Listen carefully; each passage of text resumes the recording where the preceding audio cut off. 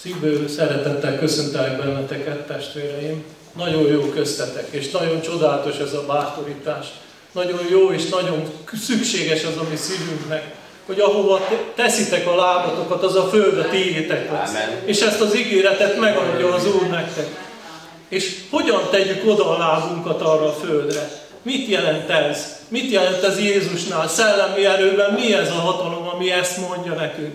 Ott, ahova én úgy oda teszem a lábamat, ahol tudom hirdetni az evangéliumot az embereknek. Az a föld lesz az enyém. Az, amikor tudom azt mondani, hogy Jézus Krisztusban nekem mindenféle ajándékom megvan, és hogy őt is megmentette, hogy ami Ádámban elveszett, azt Jézusban visszakaphatjuk. És ez az emberek, hogyha meg tudjuk győzni erről, akkor az a föld, ami miénk lesz. Tudjuk azt, hogy Jézus készíti a helyet, ami számunkra odaföld. És tudjuk azt, hogy ezek alapján, az események alapján készíti ő a helyünket odaföld. Miket cselekszünk itt a földön? Mit tudunk tenni azért, hogy a másik testvérünk is megszabaduljon, meggyógyuljon? Hogyan imádkozunk érte? Van nekünk olyan hitünk, hogy tudjuk azt, hogy nem csak úgy, mint ahogyan az volt az igében, ugye, hogy amit hiszek, azt látok. Nem. Hogy azok, amiket nem látok, abban is tudok hinni. Tudok hinni abban, hogy Jézus mindent nekem adott. Tudok mindezekben úgy hinni, ahogyan azt ő várja.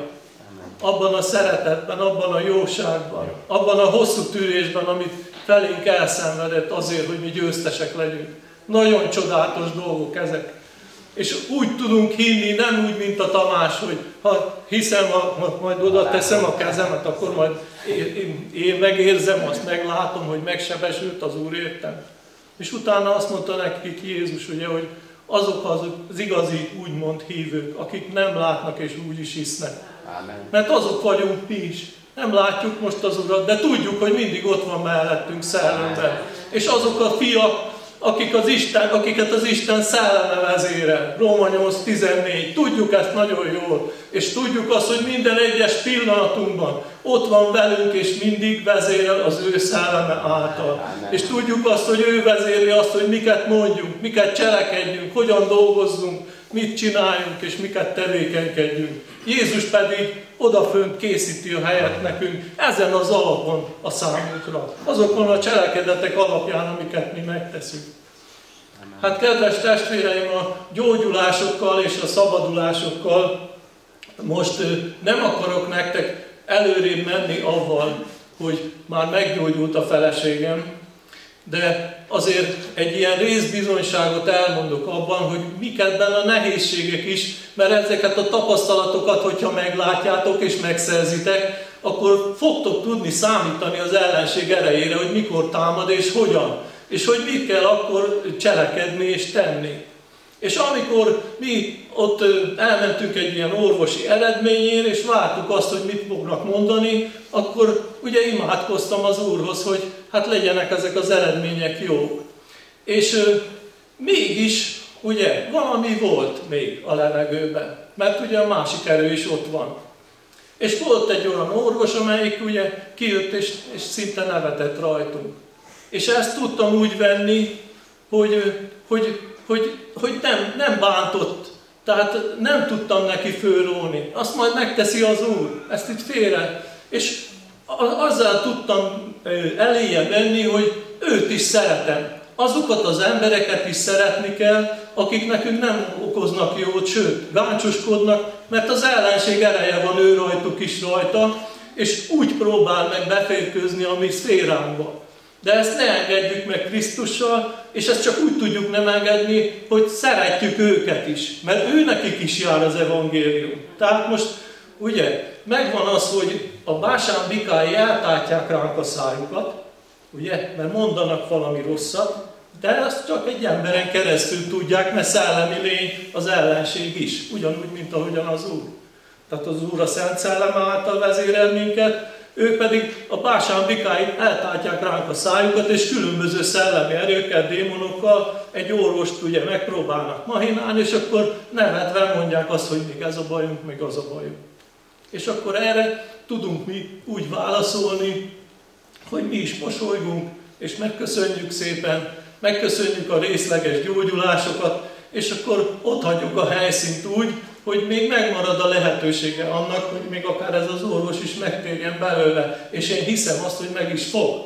Amen. Én nekem az Úr összefoglalva odaadta ezt a 119-es Zsoltárban, a 116-os versben. És ez érdekes. Azt mondja, hogy támogass engem a te beszéded szerint, hogy éljek. És ne engedd, hogy meggyengüljek, meg szégyenüljek a reménységemben. Tehát amikor ez az orvos látta rajtam, hogy én hívő ember vagyok és imádkozok, az azt akarta elérni az ördög rajta keresztül, hogy megszégyenüljek. És ő adott olyan eredményeket, oda dobott, ami ugye engem hát úgy ledöntött, mert ez nem a gyógyulás. Én nem ezt vártam. Uram, én azt vártam, hogy én megszabadulok, meggyógyulok. És Isten összefoglalta ebben az Zsoltárban nekem. És én akkor ugye azt kérem, hogy támogasson az ő beszédei szerint. Ez mit jelent? Az, hogy kovácsolok igéket abból, amit ő adott nekem az írásban. És hogyha ez megvan a számomra, akkor meg lesz a szabadulás is, hiszen ebben tudok előrébb menni ő benne. És akkor ellene tudok menni az ördögnek. És így élek. Tehát a szellemi életem így kezd életre kapni, hogy fölveszem a harcot, kovácsolom az igét oda is. Nem hiszek ennek, mert nem abban hiszek, amit látok. Mert nem abban hiszek, amit oda tesznek elég egy papíron feketén-fehéren, mert bőven lehet az hazugság. Abban hiszek, amit Jézus megígért nekem. Abban hiszek, ami őtőle van. Abban hiszek. És ő megadta ezt. A testvérnő elmondta nagyon jól, hogy tényleg igazából az van, hogy ő mindent megadott nekünk. Csak ugye úgy van az igében, hogy először keressétek Isten országát és annak igazságát, és aztán minden megadatik néktek, amit csak akartok. Ezt az először, ezt kell egy kicsit szorgalmazni. Nem mindjárt oda nyúlni azért, amit kaptunk, hanem egy kicsit dolgokat tenni le az Úrhoz is, és akkor majd meg lesz az, amit kaptunk. Most mi is úgy voltunk egy kicsit, hogy már majdnem kezdtünk megkeseredni. Imádkoztunk, fájt. Imádkoztunk, megint fájt. És akkor mentek az éjszakák. És ilyenkor, testvérem, egy picit bizony kopik a hit. Mert azt kell, hogy mondjam. De akkor jön be a reménység. Mert ugye az a reménység, ami nekünk megvan abban a Krisztusban, a reménységünk megvan a Krisztusban, hogy mi el fogjuk tudni venni a gyógyulást. Hiába erőszakoskodik az ellenség, ő is egy szellemi erő, akkor is elveszünk a gyógyulást, mert nekünk hitünk van a Krisztusban. Hát a ti hitetek az, ami legyőzi a világot. Erről van szó. Köszönöm neked, hogy Uram, hogy ezt így állított be, ami nekünk is. És hogy azt mondja az írásban, ugye összefoglalt, azt mondja, ne engedd, hogy megszégyenüljek. Hát ne engedd ott az orvosát, hogy megszégyenüljek abba, hogy most ő mondott valamiféle nehézséget, és akkor én ettől megjegyek. Ne szégyenüljek meg, Uram, ne szégyenüljek meg, mert nekem reménységem van. Az a reménységem van meg Krisztusban, amivel ő megadott nekem mindent. És én ezt tudom, és elveszem hittel. Azzal a hittel veszem el, amivel én legyőzöm a világot, minden démonával, minden nehézségével, mindenféle dolgaival együtt.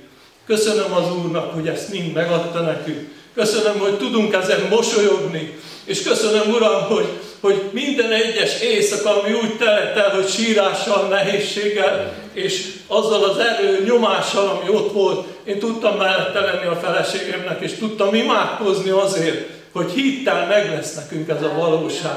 Legyetek vele ti is így, mert odaadta az ígéreteket. Mindig megpróbál valamiféle olyan dolgokkal meghamisítani, becsapni minket az ellenség, de nekünk ott van az ígéret, és ő ezt megtette, és az ő ígéretei igazak és ámenek. És mindezeket a dolgokat, ha elvesszük tőle, és megmarad a hitünk, és a reménységünkkel újra visszanyerjük a hitünket, akkor benne leszünk őnála, és az ő fiaiként megnyerjük az örökséget. A gyógyulásokat, a szabadulásokat, mindent. Köszönöm nektek, hogy ezt elmondhattam.